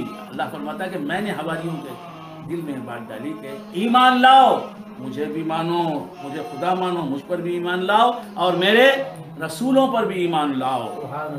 قالوا آمنا. صرف عیسیٰ علیہ السلام کو مانو نہیں کہا، میرے تمام، یہاں فرمایا برسولی. اللہ فرماتا ہے کہ میں نے وحی کی، یعنی میں نے الہام کیا حواریوں کو کہ مجھے بھی مانو اور مجھ پر بھی ایمان لاؤ، اور میرے رسول عیسیٰ کو بھی مانو. قالوا آمنا. حواریین نے کہا آمنا، ہم ایمان لائے. واشہد باننا مسلمون. اور گواہ رہ کہ ہم مسلمان ہیں. اذ قال الحواریون. حواری جو تھے 12 حواری. کتنے تھے؟ اب وہ 12 حواریوں کے نام آپ سنتے ہوں گے. اس میں ایک کا نام تھا شمعون. ایک حواری کا نام کیا تھا؟ شمعون. ایک حواری کا نام تھا شمعون. ایک حواری کا نام تھا، اس وقت میرے ذہن میں نہیں آ رہا ہے وہ 12 کے نام. انشاءاللہ اللہ یاد دلا دے گا تو سنا دوں گا. تو 12 حواری تھے. اذ قال الحواریون یا عیسی ابن مریم. تو حواریوں نے کہا اے عیسیٰ ابن مریم علیہ السلام، هل يستطيع ربك ان ينزل علينا مائدة من السماء. حواریوں نے حضرت عیسیٰ علیہ السلام سے کیا کہا؟ کیا آپ کا رب ایسا کرے گا؟ الفاظ تو کچھ اور ہیں، میں ویسا ترجمہ نہیں کر رہا ہوں. حل یستطیع کا لفظ استعمال کر رہے ہیں. علم نہیں رکھتے تھے تو لا علمی میں انہوں نے ایسے الفاظ استعمال کیے. حواریوں نے حضرت عیسیٰ علیہ السلام سے کہا هل يستطيع ربك ان ينزل علينا مائدة من السماء، اے عیسیٰ علیہ السلام کیا آپ کا رب ایسا کرے گا کہ ہم پر آسمان سے ایک خوان نازل فرمائے؟ یہ خان لیاقت علی خان، عنایت علی خان، افضل خان، اسلم خان نہیں، یہ خان نہیں، نواز خان ہیں، ہمارے نواز خان بھی سن رہے ہوں گے بنگلور کے، نواز خان، نواز علی شاہ ان کا نام ہے، رزاقی شاہ بھی ان کا نام ہے، دو نام ہیں ان کے، انگوٹھی نواز صاحب، تو نواز خان صاحب وہ پریشان تھے، میں نے دعا کی ان کے لیے، انشاءاللہ ان کی پریشانی دور ہو جائے گی یا اللہ کے کرم سے دور ہو چکی ہوگی۔ تو عرض کر رہا تھا کہ یہ خان اور یہ خان خے الف نون، الف نون خان ہے، پٹھان کو خان کہتے ہیں، اور یہ پٹھان لوگ جو ہیں یہ بچپن سے میرے دوست رہے ہیں، اہل سنت و جماعت کے پٹھان جو ہیں بچپن سے میرے کئی دوست پٹھان رہے ہیں، آج بھی ایک اچھی تعداد ہے پٹھانوں کی میرے پیر بھائیوں میں، میرے حلقہ احباب میں۔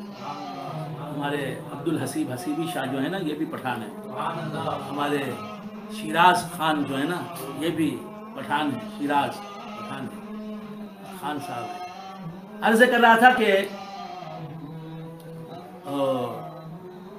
یہ خان ہو رہے، یہ ہے خے واو الف نون خان، خے واو الف نون خان۔ اس خان کا معنی ہے دسترخوان، اس خان کا معنی کیا؟ دسترخوان۔ اب تو سمجھ گئے نا، دسترخوان کو ہم مدراس میں کیا کہتے ہیں؟ دستر، بنگلور میں کیا کہتے ہیں؟ دستر، شمال میں ایسا نہیں کہتے، دسترخوان کو دسترخوان کہتے ہیں، یہاں ہمارے پاس دستر، حیدرآباد میں بھی دسترخوان کہتے ہیں، صرف دستر نہیں کہتے۔ تو حواریوں نے حضرت عیسیٰ علیہ السلام سے کہا کہ کیا آپ کا رب ایسا کر سکتا ہے کہ ہم پر ایک خان اتارے، دسترخوان اتارے آسمان سے؟ وہ کھانا چاہتے تھے، آسمانی غذا کھانا چاہتے تھے، اللہ دسترخوان اتارے اور اس دسترخوان میں بہت سی نعمتیں ہوں، وہ نعمتیں کھانا چاہتے تھے۔ زمینی غذائیں تو کھانی، آسمانی غذا کھانا چاہتے تھے، مگر ان کا ادب دیکھیے کہ عیسیٰ علیہ السلام کی صحبت میں رہ کر وہ ڈائریکٹ اللہ سے دعا نہیں کیے، انہوں نے ڈائریکٹ اللہ سے نہیں مانگا، عیسیٰ علیہ السلام سے کہا کہ آپ کہیے اللہ سے کہ وہ دسترخوان نازل کرے۔ تو معلوم یہ ہوا دعا اپنے رہبر سے کروانا اچھی بات ہے، اچھی چیز ہے۔ تو عیسیٰ علیہ السلام سے کہا کہ کیا آپ کا رب ایسا کرے گا کہ آسمان سے ایک دسترخوان نازل کرے ہم پر؟ عیسیٰ علیہ السلام نے فرمایا قالت اتقوا اللہ، عیسیٰ علیہ السلام نے کہا کہ اللہ سے ڈرو، کیا چیز مانگ رہے ہو؟ تمہیں تو زمین پر کھانے کی اس نے بہت سی چیزیں دے رکھی ہیں، آسمان سے غذا کی کیا ضرورت ہے؟ آسمانی غذا کیوں چاہتے ہو؟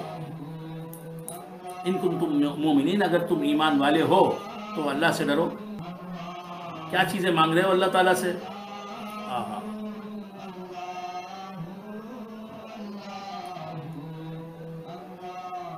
اس کے بعد جب انہوں نے کہا کہ نہیں ہم آسمانی غذا کھانا چاہتے ہیں، قالوا نريد ان ناكل منها،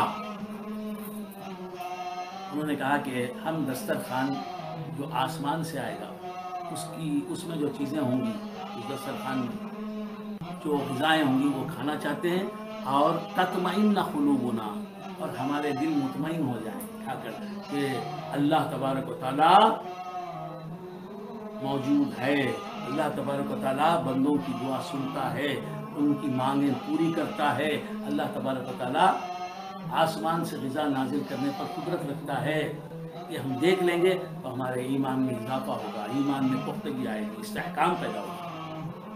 وَنَعْلَمَ أَنْ قَدْ صَدَقْتَنَا، اور ہمیں یہ یقینی علم حاصل ہو جائے گا کہ آپ نے جو کہا اللہ کا وجود ہے، اللہ موجود ہے، اور اس کے صفات کمالیہ ایسے ہیں، وہ قادر علی الاطلاق ہے، ان باتوں پر ہمارا ایمان جو ہے وہ یقینی، اس میں یقین جو ہے اس کو اور بڑھے گا۔ وَنَكُونَ عَلَيْهَا مِنَ الشَّاهِدِينَ، اور ہم اس میں اس کے گواہ بن جائیں گے۔ اب عیسیٰ علیہ السلام فرماتے ہیں قال عیسیٰ ابن مریم، عیسیٰ علیہ السلام اللہ سے فرماتے ہیں اللہم ربنا انزل علینا مائدۃ من السماء، اے اللہ، اے ہمارے رب، ہم پر آسمان سے ایک دسترخوان اتار، تکون لنا عیدا لاولنا وآخرنا وآیۃ منک۔ حضرت عیسیٰ علیہ السلام فرماتے ہیں اے اللہ، ہم پر آسمان سے ایک دسترخوان اتار، میرے حواریوں پر اترنے کا، ہم پر، ہم میں حواری بھی ہیں، عیسیٰ علیہ السلام بھی ہیں، تو معلوم ہوا یہ وسیلہ ہے۔ عیسیٰ اپنے وسیلے کے ساتھ حواریوں کے لیے کیا مانگ رہے ہیں؟ دسترخوان مانگ رہے ہیں۔ تو معلوم ہوا اللہ والوں کے وسیلے سے دعا کرنی چاہیے، وہ دعا ضرور قبول ہوتی ہے۔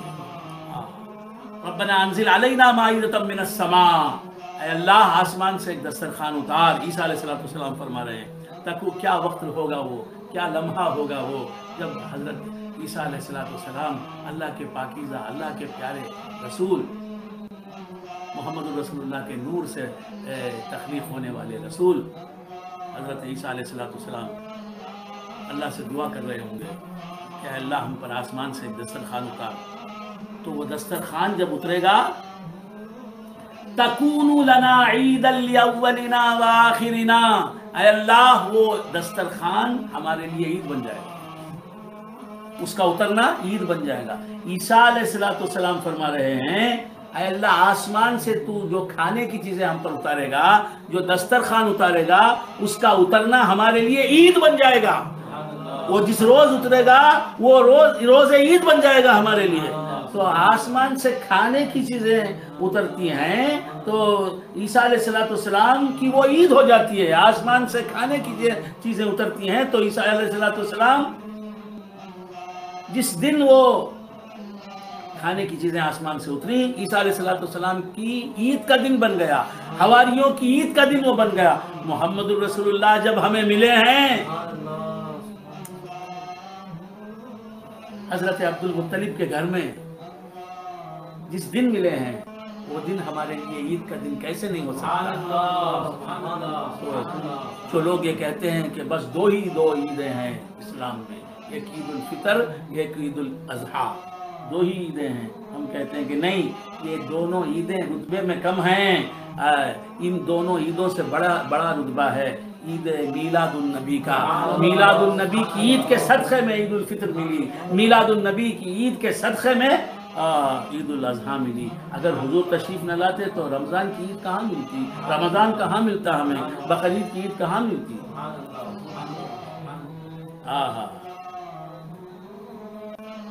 دسترخوان جب آسمان سے اترا ہے تو عیسیٰ علیہ السلام کی عید ہو گئی، دسترخوان ملا آسمان کا، اللہ کی جانب سے دسترخوان آیا، کھانے کی چیزیں ملی، تو وہ عید کا دن، وہ لمحہ عید کا دن، اور حضور ملے ہمیں، وہ لمحہ عید کا دن نہیں۔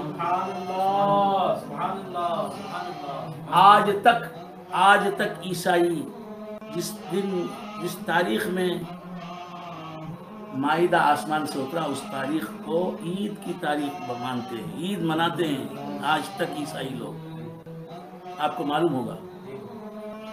تو ہم رسول اللہ جس دن پیدا ہوئے اس دنیا میں 12 ربیع الاول کو، اس تاریخ کو عید کیوں نہ منائیں؟ عید میلاد محمد کے بدولت آئے دل، عید میلاد محمد کی بدولت آئے دل، کتنے مسرور ہیں احمد کے غلام آج کی رات۔ آنے والا ہے رسولوں کا امام آج کی رات،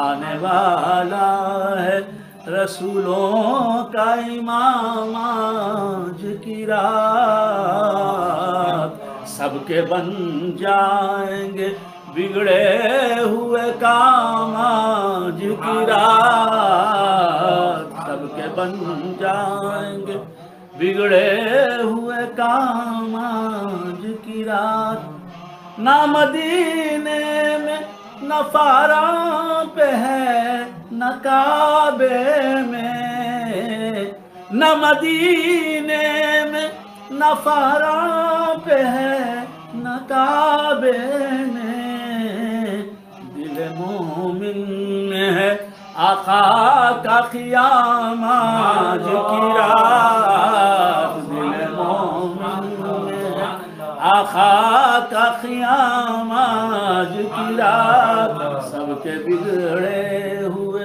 بن جائیں گے کام آج کی رات، آتے ہی توڑا ہے پستی و بلندی کا مقام، آتے ہی توڑا ہے پستی و بلندی کا مقام، کوئی آقا نہ رہا اور نہ غلام آج کی رات، کوئی آقا نہ رہا اور نہ غلام آج کی رات، کوئی آقا نہ رہا اور نہ غلام آج کی رات۔ جھوم اٹھے رند، جھوم اٹھے رند کے وہ ساقی کوثر آیا، جھوم اٹھے رند کے وہ ساقی کوثر آیا، رقص میں آئے گا توحید کا جام آج کی رات، سبحان اللہ، عید میلاد محمد کی بدولت ہے دل، کتنے مسرور ہیں احمد کے غلام آج کی رات، کتنے مسرور ہیں احمد کے غلام آج کی رات۔ حضور کا عاشق ہے، جاننے کا موقع ملتا ہے ہمیں کب؟ جبکہ عید میلاد النبی میں جلوس محمدی میں شرکت کرتا ہے کرنے والا۔ عیسیٰ علیہ السلام فرماتے ہیں اللہ تو آسمان سے ہمارے لیے ایک مائدہ اتار، وہ اس کا اترنا ہمارے لیے عید ہو جائے، لِأَوَّلِنَا وَآخِرِنَا، اب ہمارے لیے بھی عید ہو جائے، ہمارے بعد جو آنے والے ہیں ہماری نسلیں ہمیں ان کے لیے بھی عید بن جائے، وہ آیۃ منکا، اور تیری ایک نشانی بن جائے۔ آسمان سے دسترخوان اترے تو اللہ کی نشانی، اور حضور آ جائیں اللہ کی بارگاہ سے تو یہ اللہ کی کتنی بڑی نشانی ہو گئی۔ وَارْزُقْنَا وَأَنْتَ خَيْرُ الرَّازِقِينَ، اور اے اللہ ہمیں رزق عطا فرما، تو بہترین رزق عطا فرمانے والا ہے۔ قال اللہ انی منزلہ علیکم، اللہ تعالیٰ فرماتا ہے کہ اے عیسیٰ میں یقیناً وہ دسترخوان تم پر اتارنے والا ہوں۔ فمن یکفر بعد منکم فانی اعذبہ عذابا لا اعذبہ احدا من العالمین، جب وہ دسترخوان اتر جائے گا، اس کے اترنے کے بعد، اسے دیکھنے کے بعد جو انکار کرے گا، جو کفر کرے گا، میں اسے ایسا عذاب دوں گا کہ ایسا عذاب میں کسی عالمین میں کسی اور کو نہیں دوں گا۔ بندگان خدا، اللہ تبارک و تعالی ہمیں دین کو سمجھنے کی توفیق مرحمت فرمائے۔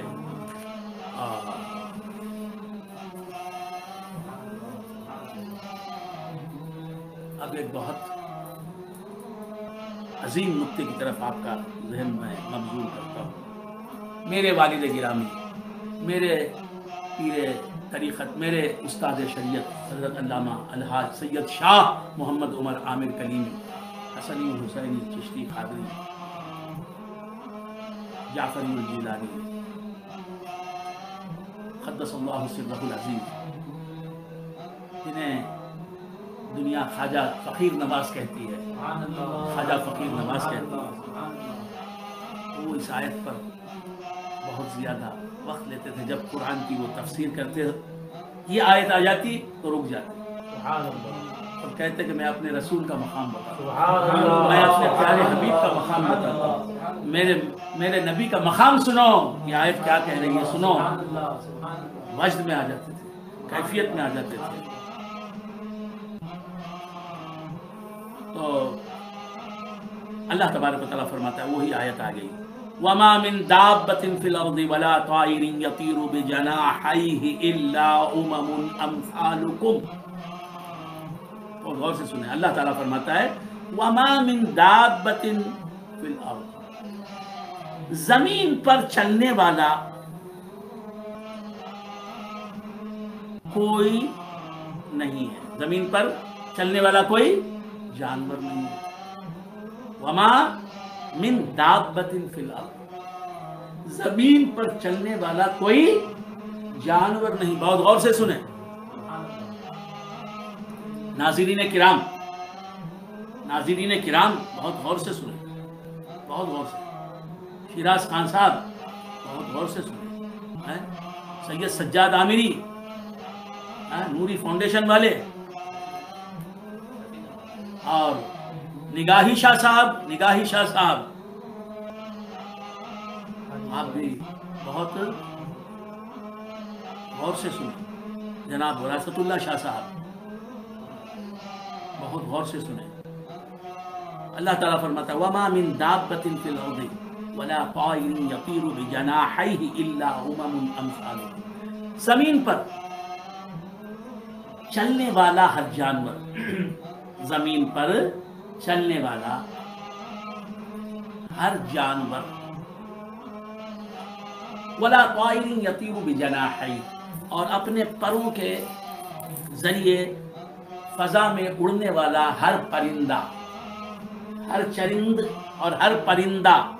اور سے سنیں اللہ کیا فرماتا ہے، جتنے بھی زمین پر چلنے والے جانور ہیں، گائے ہے، بیل ہے، بکرا ہے، بکری ہے، بھینسا ہے، بھینس ہے، یہ اور جناب بھالو ہے، اونٹ ہے، چیونٹی سے لے کے ہاتھی تک، میرے والد فرماتے تھے ہمیں، چیونٹی سے لے کے ہاتھی تک، مچھر سے لے کے شتر مرغ تک۔ شتر مرغ آپ سمجھتے؟ شتر مرغ، آسٹرچ، اس کا گوشت کھانا جائز ہے؟ شتر مرغ کا گوشت کھانا جائز ہے؟ جائز ہے۔ اس کا انڈا کھانا جائز ہے؟ اس کا گوشت کھانا جائز ہے؟ اس کا انڈا کھانا جائز ہے۔ اس کا گوشت کھانا جائز ہے، حلال ہے، اس کا دودھ پینا جائز ہے۔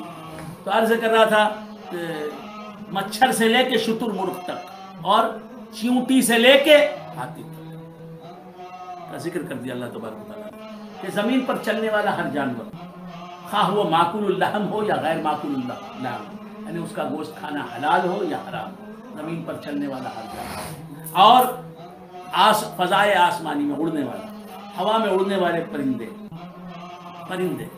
خواہ وہ پرندے اونچا اڑنے والے ہوں یا تھوڑی دور اوپر اڑنے والے، مرغی، مرغ، یہ زیادہ اوپر نہیں اڑتے، یہ مور ہے، مورنی ہے، زیادہ اوپر نہیں اڑتے۔ تو پرندے، ہر قسم کے پرندے، ہر قسم کے چرندے، ہر قسم کے درندوں کا گوشت کھانا حرام ہے۔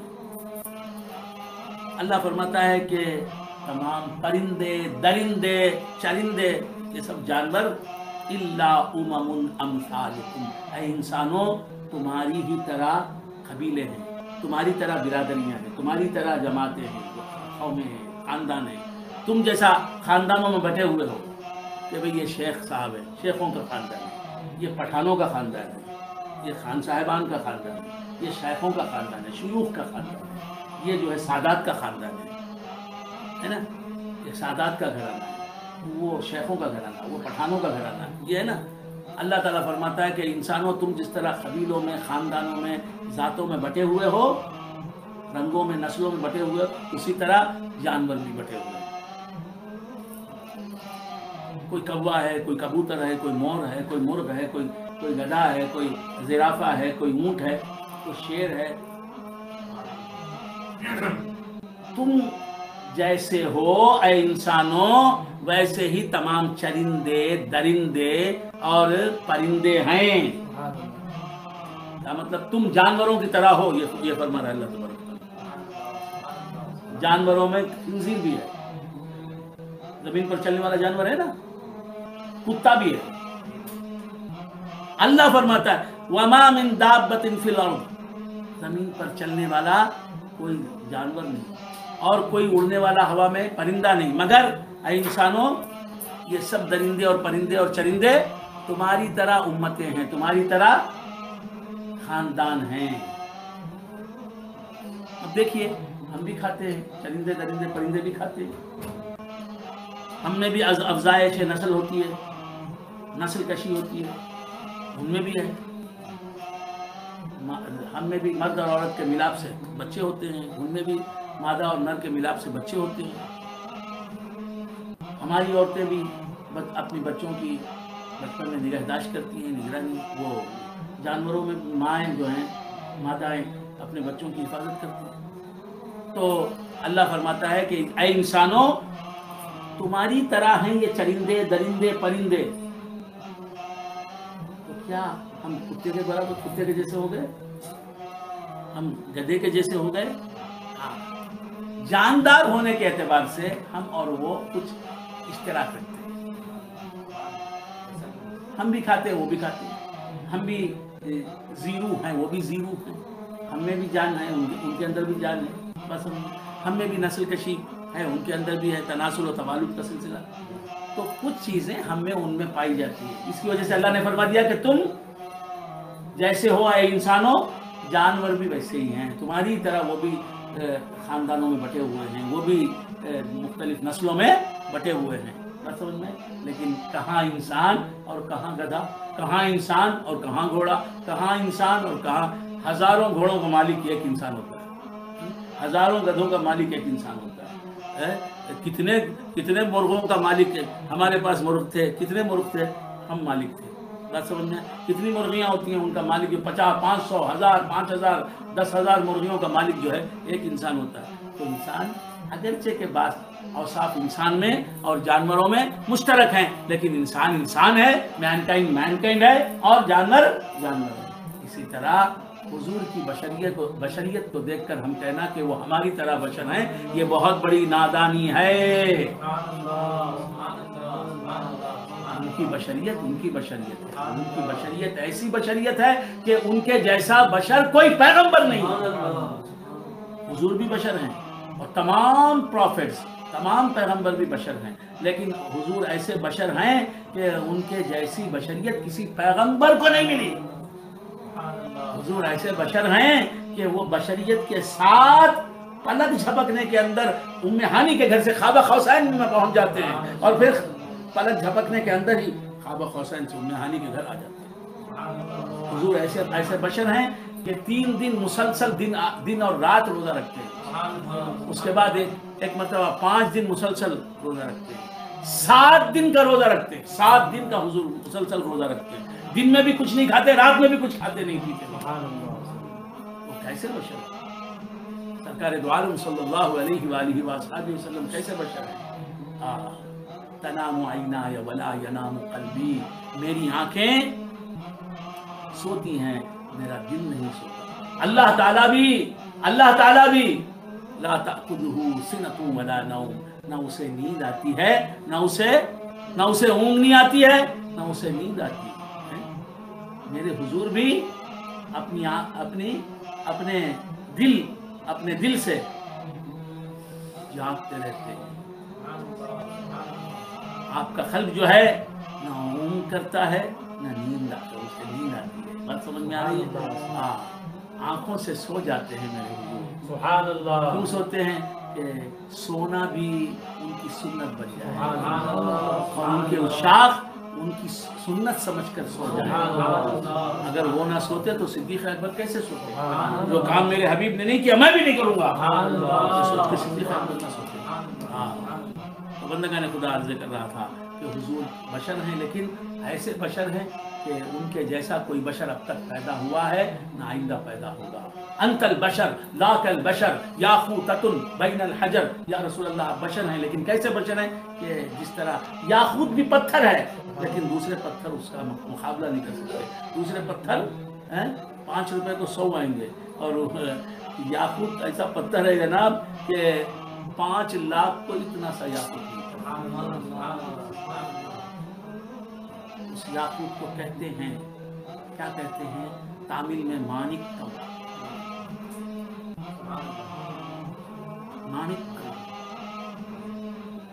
تو کیا عرض کر رہا تھا, اسے ہندی میں کہتے ہیں مانک. چک منگلور میں سبحان اللہ سبحان اللہ. مانک دھارا ہے پہاڑ پر، اتوار سے کر رہا تھا. سمجھ گئے؟ اللہ فرماتا ہے کہ انسانوں تمہارے جیسے خاندان ہیں جانوروں میں بھی پرندوں میں بھی، تو کیا ہم پرندوں کے جیسے ہیں؟ کیا ہم کوے اگر کوئی کہے اے کوے ادھر آ، تو کوے کے جیسا ہے. اگر کوئی میں کسی کو کہوں اے گدھے کی طرح انسان برداشت کرے گا؟ نہیں کر سکتا. تو بندگان خدا سرکار دو عالم صلی اللہ علیہ وسلم کی بشریت کو دیکھ کے سمجھتے کہ وہ ہم جیسے نہیں. سرکار دو عالم صلی اللہ علیہ وآلہ وآصحابہ وسلم خود ہی سوال کرتے ہیں، حضور خود صحابہ سے سوال کرتے ہیں. سرکار دو عالم صلی اللہ علیہ وآلہ وآصحابہ وسلم نے 100 وصال رکھا. 3 دن مسلسل حضور نے روزہ رکھا. کیسے روزہ رکھا؟ ایک دن روزہ شروع کیا آپ نے، طلوع صبح صادق سے روزہ شروع ہوا، غروب آفتاب ہو گیا لیکن آپ نے روزہ نہیں کھولا، افطار نہیں کیا. ساری رات گزر گئی، حضور نے کچھ کھایا نہیں، پیا نہیں، روزہ نہیں کھلا. پھر دوسرا دن آ گیا، حضور روزے سے ہیں. رات آ گئی، حضور روزے سے ہیں. تیسرا دن آ گیا، 3 رات 3 دن حضور نے 100 وصال رکھا. مسلسل روزہ رکھنا، یہ کئی دنوں کا روزہ رکھنا، یہ 100 وصال کہلاتا ہے. حضور نے 3 رات 3 دن کا بھی روزہ رکھا، 5 رات 5 دن کا بھی روزہ رکھا، 7 رات 7 دن کا بھی روزہ رکھا. تو ایک مرتبہ حضور نے 100 وصال رکھا، صحابہ نے دیکھا حضور نے 100 وصال رکھا ہے، صحابہ نے بھی روزہ رکھ لیا. کہاں صحابہ کہاں حضور؟ صحابی ہے، حضور ہے. صدیق اکبر ہیں، محمد الرسول اللہ ہے. صدیق پروانے ہیں، حضور شمع ہے. شمع پر مر مٹنا پروانے کا کام ہے. ڈاکٹر اقبال کہتے ہیں صدیق اکبر کی شان میں، کیا زندہ جاوید شعر کہا ہے ڈاکٹر اقبال نے، پروانے کو چراغ ہے بلبل کو پھول بس. پروانے کو چراغ ہے بلبل کو پھول بس، صدیق کے لیے ہے خدا کا رسول بس. ایک صاحب کہتے پھرے، ایک صاحب 1973 کی بات، 1973 کی بات ہے. ایک صاحب مجھ سے بحث کرنے لگے کیا پروانے کو چراغ ہے بلبل کو پھول بس، صدیق کے لیے ہے خدا اور رسول بس. میں کہہ رہا ہوں بھائی صاحب حضور ایسا نہیں ہے. پروانے یہ بانگے درا کا شعر ہے، پروانے کو چراغ ہے بلبل کو پھول بس، صدیق کے لیے ہے خدا کا رسول بس. یہی کتاب میں بھی میں نے دیکھا اور یہی میں نے اپنے استاد میرے پیر میرے والد گرامی کی زبان سے بھی بارہا سنا. پروانے کو چراغ ہے بلبل کو پھول بس، صدیق کے لیے ہے خدا کا رسول بس. یہی سنا. یہ صاحب وہ مدرس والے نہیں، ہم تم کی بولی انہوں نے کہا کہ نہیں، پروانے کو چراغ ہے بلبل کو پھول بس، صدیق کے لیے ہے خدا اور رسول بس. یہ بولتے ہیں. آخر میں اب نہیں بولتے. کب تک بولتے رہے نہیں معلوم. اب انہوں نے بولنا چھوڑ دیا. ہم تو اس وقت سے بول رہے ہیں. تو کیا عرض کر رہا تھا؟ صحابہ نے 100 وصال رکھ لیا. تقریر ختم کر رہا ہوں، آپ حضرات بور ہو رہے ہیں، تقریر ختم کر رہا ہوں. صحابہ نے بھی 100 وصال رکھ لیا. حضور کہاں، صحابہ کہاں؟ ان کی حالت غیر ہو گئی، کمزور ہو گئے. مسلسل روزہ رکھنا ان سے نہ ہو سکا. صحابہ حضور نے پوچھا، حضور بھی روزے سے ہیں لیکن حضور حشاش البشر، حضور خوش ہے، حضور میں کوئی کمزوری نہیں ہے، چہرہ آفتاب کی طرح. آفتاب کہاں، آفتاب سے زیادہ چمک رہا ہے. آفتاب کو دیکھنا خدا کو دیکھنا نہیں. حضور کے چہرے کا آفتاب ایسا آفتاب ہے کہ اس آفتاب کو دیکھنا خدا کو دیکھنا ہے. خیر بندگان خدا، عرض کر رہا تھا کہ صحابہ کی حالت غیر ہو گئی، پریشان ہو گئے. حضور نے پوچھا، میں دیکھ رہا ہوں تمہاری حالت غیر ہو گئی ہے، تم کمزور نظر آ رہے ہو، کیا ہو گیا تمہیں؟ کہا کہ یا رسول اللہ ہم نے دیکھا کہ آپ 100 میں مثال آپ نے رکھا ہے، ہم نے بھی رکھا، اس لیے ایسا ہو گیا، ہمارا حال ایسا ہو گیا. تو حضور نے فرمایا ایکم مثلی لست انی لست کحیاتکم، تم میں کون مجھ جیسا ہے، تم میں کون مجھ جیسا ہے. یہ حدیث سن کر بھی لوگ کہتے ہیں کہ حضور ہم جیسے ہیں. استغفر اللہ استغفر. حضور فرماتے ہیں تم میں کون، صحابہ جیسی جماعت سے کہہ رہے ہیں، صحابہ کی جماعت سے کہہ رہے ہیں. 15ویں صدی کے مسلمانوں سے نہیں، صحابہ سے کہہ رہے ہیں کہ تم میں کون مجھ جیسا ہے. انی لست کحیاتکم، میں تمہارے جیسا نہیں ہوں. معلومہ حضور بشر ضرور ہیں لیکن ان کے جیسا کوئی بشر نہیں. پر نور بشر کہیے یا نور خدا کہیے، الفاظ نہیں ملتے سرکار کو کیا کہیے. آخر دعوانا الحمدللہ رب العالمین. اے اللہ میں دعا کرتا ہوں کہ ہم نے جو کچھ سنا ہے اسے سمجھنے اور اس پر عمل کرنے کی ہمیں توفیق عطا فرما. اے اللہ تا دم زیست ہمیں عقائد اہل سنت و جماعت پر قائم رہنے کی توفیق عطا فرما. ہماری نسلوں کو تو اپنے حبیب کا عاشق اور دیوانہ بنا دے. اے اللہ کرونا وائرس کے عذاب سے ہمیں ہر اعتبار سے محفوظ رکھ، ہمارے سب چاہنے والوں کو محفوظ و معمون رکھ، ہمارے تمام سنی بھائیوں کو جو اقطاع عالم میں ہیں انہیں محفوظ و معمون رکھ، تمام مسلمانان عالم کو اس مرض سے، اس وبا سے ہر پہلو سے محفوظ و معمون رکھ. اے اللہ جو لوگ لاک ڈاؤن کی وجہ سے تجارتیں چھوڑ کر، آمدنی کے ذرائع چھوڑ کر گھروں میں بیٹھے ہوئے ہیں، اے اللہ انہیں غیب سے روزی عطا فرما. ہماری تمام جائز تمنائیں، جائز مرادیں بلّہ. پروردگارہ ہماری نسلوں کو بھی سچا پکا عاشق رسول بنا. جاہ سیدنا مولانا محمد المصطفیٰ صلی اللہ علیہ وسلم. اے اللہ مرحوم شہید شاہ کی اہلیہ محترمہ بیمار ہیں، ان کو شفائے کلی عطا فرما. اے اللہ ہمارے شہید شاہ صاحب جو بقید حیات ہیں، نوجوان شہید شاہ صاحب ہیں، انہیں بھی صحت کاملہ عاجلہ مستمر عطا فرما. اے اللہ حلیم علی شاہ صاحب کی زوجہ جناب وراثت اللہ شاہ صاحب کی بڑی بہن قطب کرناٹک جناب جمال اللہ شاہ عامری قدس اللہ سرہ العزیز کی بڑی صاحبزادی سلطان جمال کی والدہ وہ صحت کاملہ عاجلہ مستمرہ عطا فرما. ہم سب کی ماؤں بہنوں کو صحت کاملہ عاجلہ مستمرہ عطا فرما. ہم سب کی عمریں دراز فرما صحت کے ساتھ، کمال ایمان کے ساتھ. سبحان ربک رب العزت عما یصفون.